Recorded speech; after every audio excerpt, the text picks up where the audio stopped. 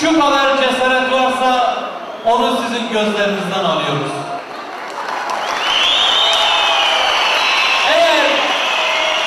Eğer alnımız aksa sizin o direnişiniz sayesindedir.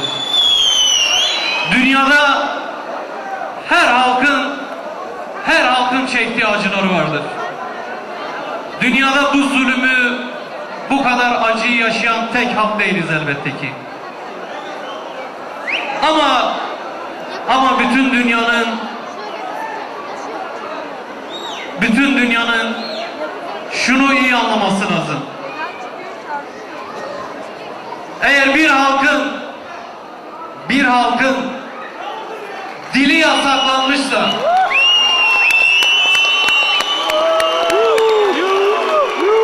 bir halkın kültürü yasaklanmışsa, dilini, kültürünü insanca yaşamayı istediği için kendi ana vatanında tutsak edilmiş, sürgün edilmişse, eğer bir halk sadece onurunu korumak için direnerek bu zulme baş kaldırdı diye 3000 köyü yakılıyorsa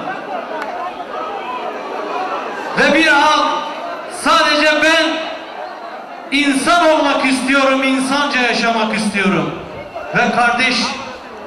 ve kardeş halka elimi uzatarak kardeşlik içerisinde yaşamak istiyorum demesine rağmen 40.000 evladını yitiriyorsa, 17.000 fidanını faili meçhul cinayetlerde kaybediyorsa